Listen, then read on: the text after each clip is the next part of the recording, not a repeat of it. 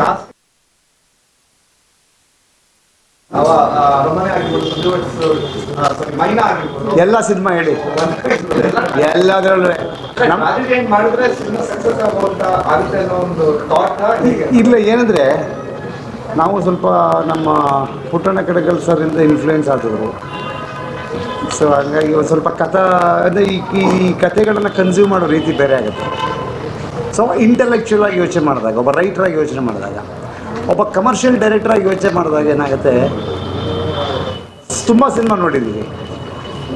Heroine ಸತ್ತೋದ್ರೆ producer ಬದುಕಿರ್ತಾರೆ, heroine ಬದುಕಿದ್ರೆ ಪ್ರೊಡ್ಯೂಸರ್ ಸತ್ತೋಗಿರ್ತಾರೆ.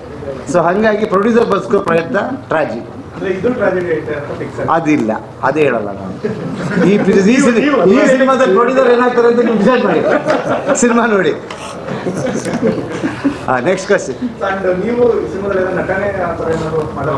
ಆಸೆ ಇತ್ತು ಇವರು ನೋಡಿ, ಶತ್ರು ಕಹ ಆಗಿದ್ರೆ ಬಗಲ್ ಮೇ ಅಂತಾರಲ್ಲ, ಹಂಗೆ ತುಳಿತ ಕೊಡ.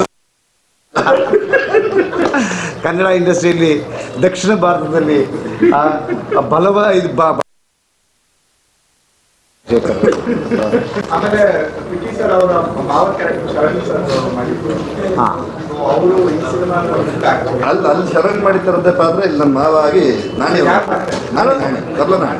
ಈಗ ಬನ್ನಿ ಅಲ್ಲ, ನೀವು ಬಂದಿಲ್ಲ ಅಂದ್ಬಿಟ್ಟು ನಾನು ಎಂಗೇಜ್ ಮಾಡ್ತಾ ಇದ್ದೀನಿ. ಇಂಟರ್ವ್ಯೂ ಕೊಡ್ತೇವೆ.